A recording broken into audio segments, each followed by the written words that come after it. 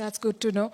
And let me add to your Europe point that they've wired more to Moscow in oil and gas since the war began than they've given to Ukraine in aid. So that says something. I think hypocrisy is the name of the game. But You use the word. I didn't use the word. that's fine. I use it all the time.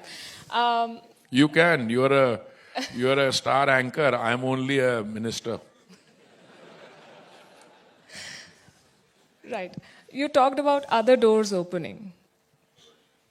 Could one of those doors be Iran? Because the US is easing pressure on Iran, on the Chinese. Two more questions before we come to this. You go on asking. I'm enjoying this.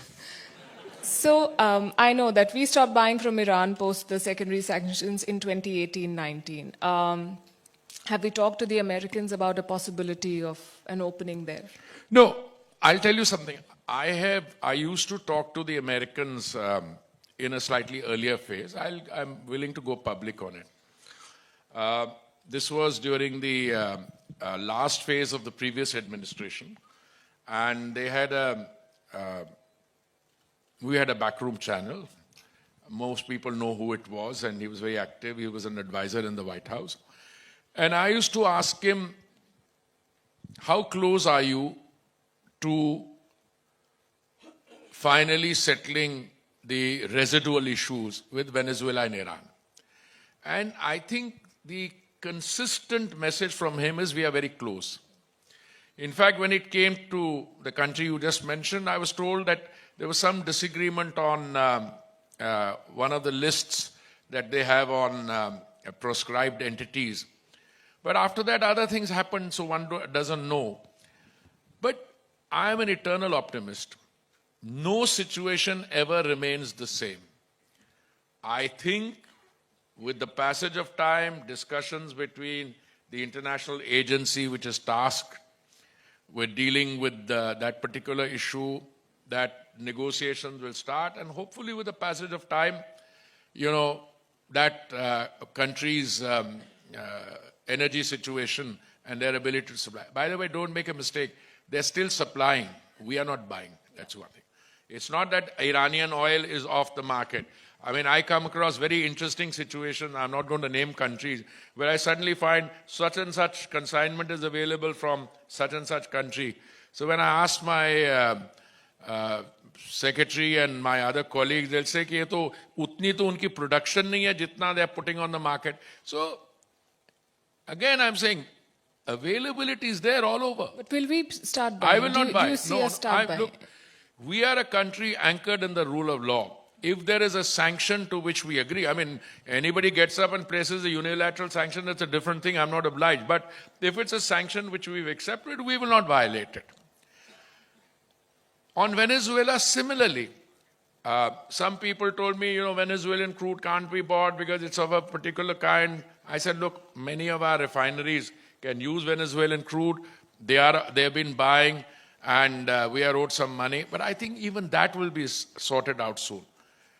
What I would have difficulty with, ma'am, is to put a specific timeline. When will the Iranian or the Venezuelan issue be resolved? And to buying from the Western Hemisphere, are we buying 10% of LPG from the US? Can you confirm that? No, you're buying $15 billion last year.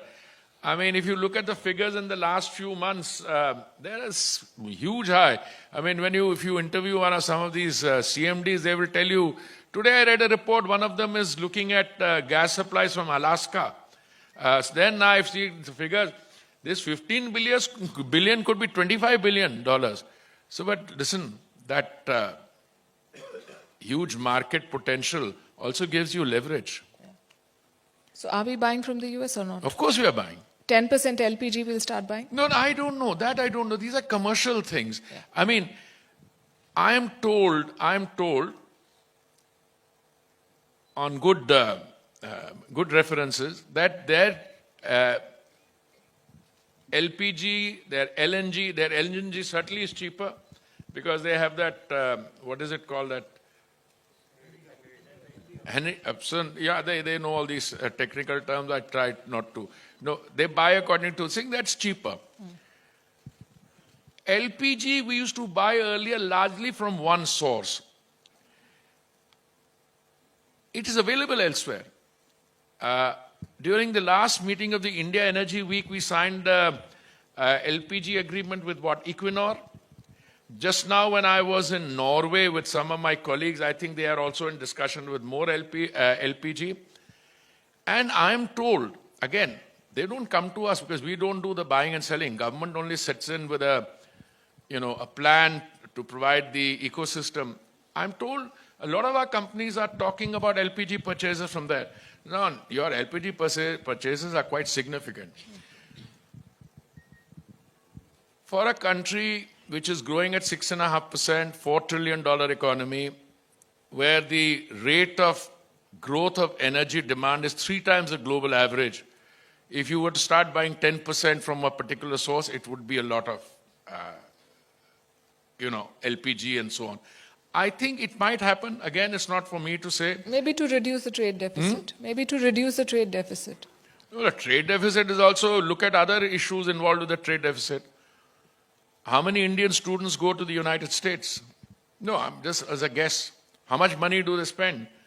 I mean, I'm past that stage because now I'm at the stage of grandchildren. But people who have children who want to go to the United States, how much does it cost in a elite Ivy League school? $80,000 a year? Yeah. I don't know. I've seen figures of what? $20 billion a year? I don't know. So I don't know how these calculations are done, but believe me, I would be very careful in putting, figures, because there might be other figures available. I mean, here our energy imports are going on, other things are happening, but also you look at the future.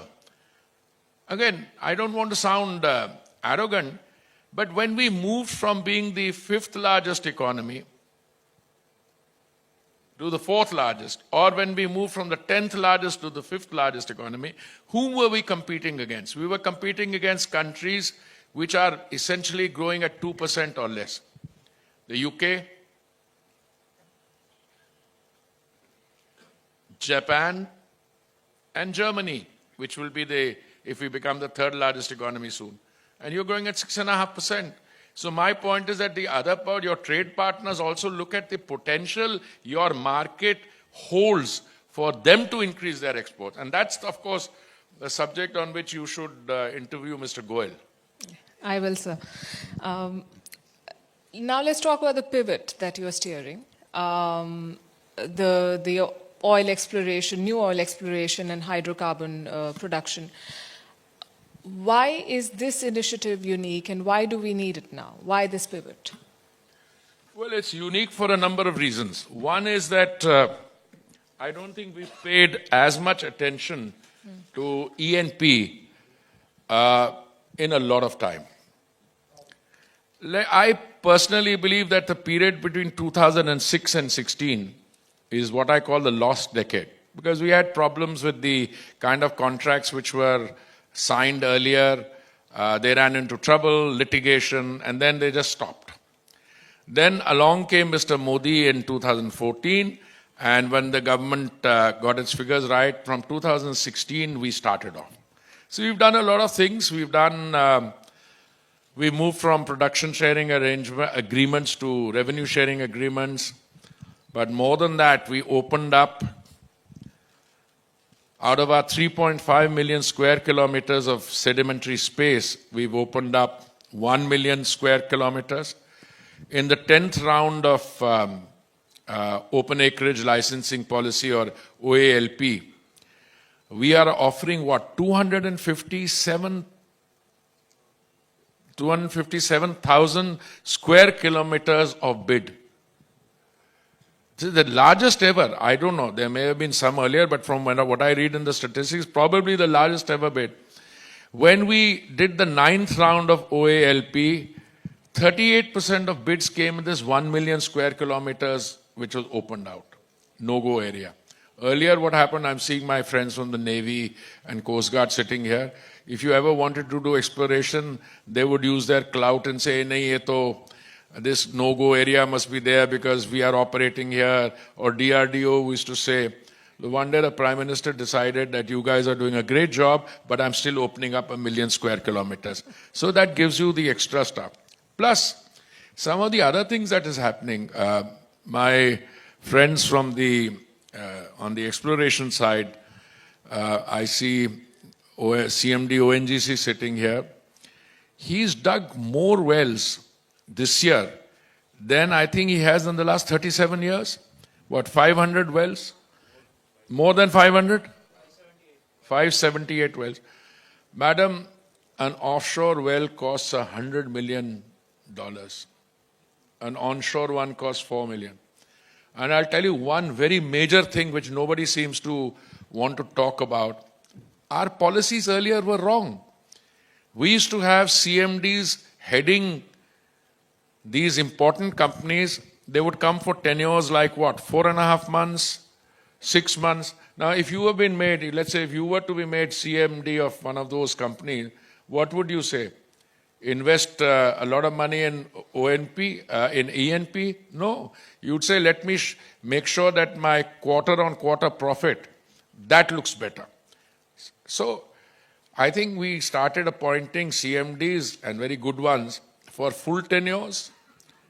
It showed results.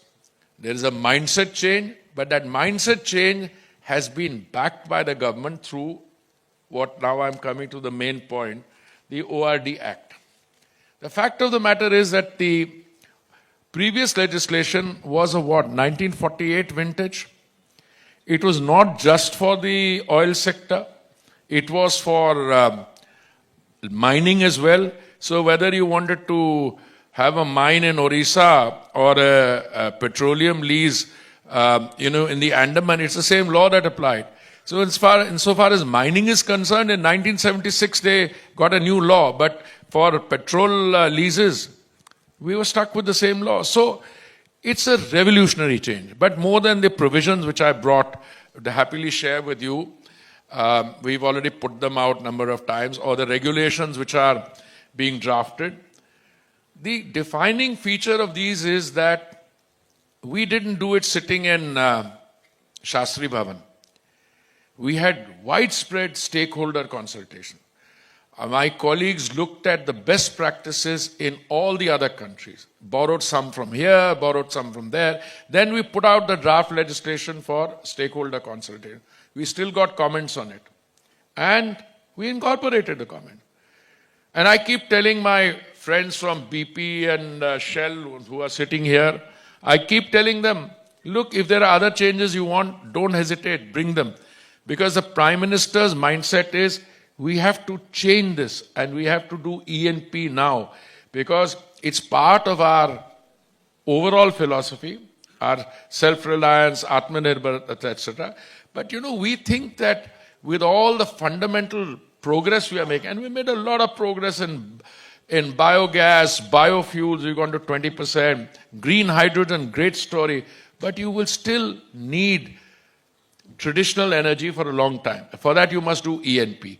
So we brought this act, and even after the act was finally cleared by both houses of parliament, we put the implementing regulations on the net, and we got some changes. We've incorporated those changes, some very major ones. But let me give you a very short few points on how the salient features of the ORDA Act are. I mentioned putting mining and petroleum operations in the same bucket. That was the single permit system for all types of mineral oil operation. That's a very important thing. Otherwise, you go from one authority to the other. By the time the second one operates, the third one is not ready. So, single permit system for all types of mineral oil. Clarify the meaning of the term mineral oil. A new framework for sharing of resources and infrastructure. Providing stability in operations, both in terms of tenure of lease and conditions.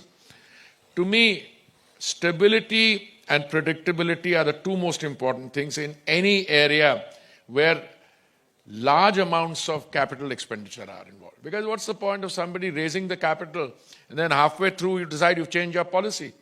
And then a person is left high and dry and they raise money to do this. Decriminalization and the adjudicating mechanism. No midway changes like imposition of cess, royalties, protecting of. We said, look, What we finally agreed to, that's it. And I'll make a confession. Something that we did in the last few years, if we had the ORD Act, Alkeji, we'd never have been able to do it because people would have sued us. So we would rather have that. But more important, I think the Act has been well received. It's beginning to show results. I have seen more evidence of our collaborators teaming up with our companies. Sometimes a foreign collaborator, big oil major, energy major, with a private sector company and with the OMCs or the public sector company. So it's beginning to show, and I'm very confident that capital expenditure is involved, gestation is long, but you are beginning to see the results.